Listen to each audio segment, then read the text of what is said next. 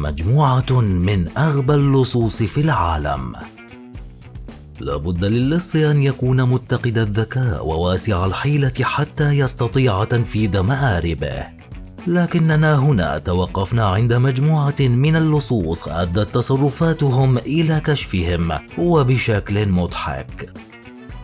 نبدأ بقصة سرقة السارق الذي اشتكى سرقته. نعم، هذا ما حصل حين ركن البرازيلي موريسيو فييرو سيارته أمام إحدى الصيدليات والتي دخلها بهدف السطو عليها، وقام بترك السيارة مفتوحة حتى يتسنى له الهرب بسرعة، إلا أنه حين انتهى من عملية السطو والحصول على حقيبة مليئة بالمال خرج ولم يجد السيارة، حيث كان لص آخر قد سرقها وهرب. وأثناء وقوفه مندهشا لما حصل جاءه لص آخر مسلح وسرق منه حقيبته التي كان سرقها أصلا من الصيدلية، لتتم سرقته مرتان متتاليتان في الليلة نفسها.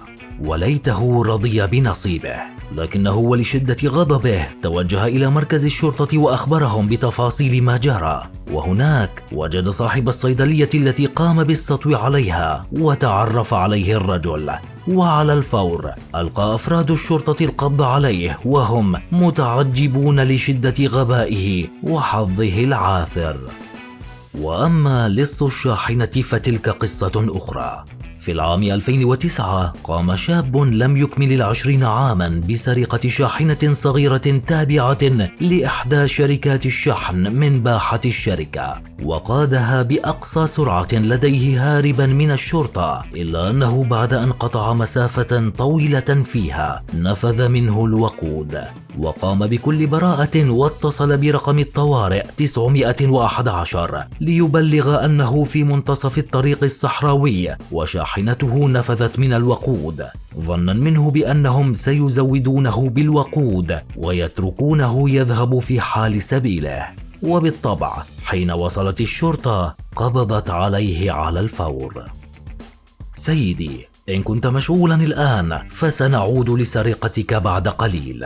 هذا ما حدث بالفعل مع اللصين الأمريكيين ماريو غارسيا ودومينغو غارسيا هرنانديز، حيث قاما في العام 2013 بالدخول إلى إحدى المطاعم وطلبا الطعام هناك، وبعد ذلك طلبا رؤية مالك المطعم حتى يسرقا جميع أمواله تحت تهديد السلاح، إلا أن المالك قال لهما بأنه مشغول الآن ولا يستطيع تلبية طلبهما، وأخبرهما أن يعودا بعد ساعة.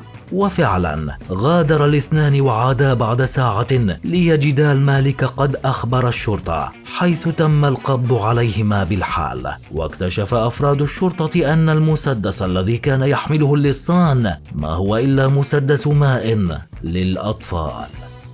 ننتقل إلى لص السيارة.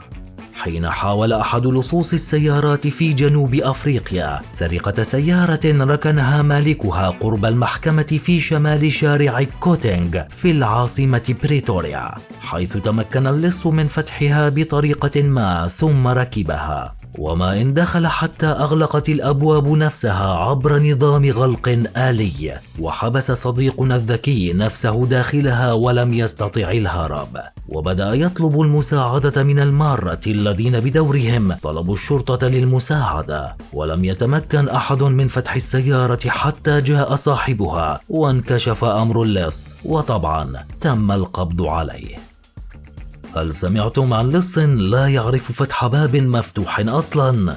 في العام 2012 حاول جيمس آلان أن يسرق أحد المحال التجارية ليلا، وتمكن من دخول المحل بكل ثقة، حيث كان متنكرا بقناع حتى لا يعرف أحد هويته عبر كاميرات المراقبة، إلا أن ما حدث معه كان خارجا عن الحسبان. فحين أنهى سرقته حاول الخروج من الباب، لكنه ظن أن الباب مغلق، ولم يستطع صديقنا اللص أن يفتحه رغم كل الجهد الجسدي الذي بذله لذلك. وحين أنهكه التعب ووصل به الغضب إلى مداه خلع قناعه ورمى سلاحه وطلب من صاحب المحل أن يفتح له الباب ويسمح له بالخروج. وتمكنت الشرطة من القبض عليه بعد ساعات قليلة فقط، والطريف بالأمر أن الباب كان مفتوحا، إلا أن ألان كان يقوم بدفعه بينما من المفترض أن يقوم بسحبه فقط. ننتقل إلى اللص الذي سلم نفسه ليستلم جائزة القبض عليه. في العام 2012 سمع آشان أحد المطلوبين في أفغانستان بأن الشرطة سوف تمنح أي شخص يدل للقبض عليه مكافأة قدرها $100 أمريكي. عندها انطلق هذا اللص النابغة إلى أقرب نقطة تفتيش في مقاطعة باكتيكا في أفغانستان، حاملا بيده صورته المكتوب عليها مطلوب، والتي تم توزيعها بكل أرجاء المقاطعة، وسلم نفسه إلى رجال الشرطة هناك وطلب منهم أن يعطوه مكافأة $100، وبالتأكيد تم القبض عليه فورا وتسليمه إلى الأجهزة المختصة.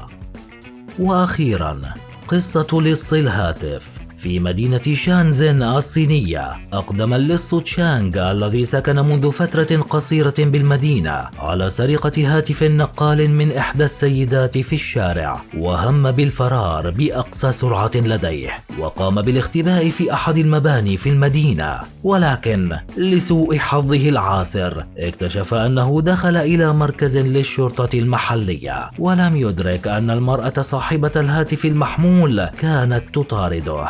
وسرعان ما دخلت المركز الأمني وبدأت تصرخ بأنه لص وسرق هاتفها، وعلى الفور ألقت الشرطة القبض عليه وأودع بالسجن.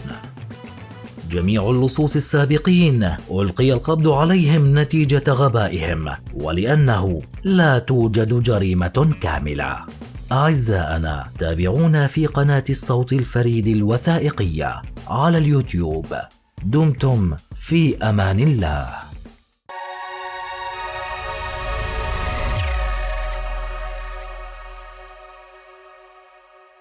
الصوت الفريد، عندما ينسج الصوت معنى الحرف.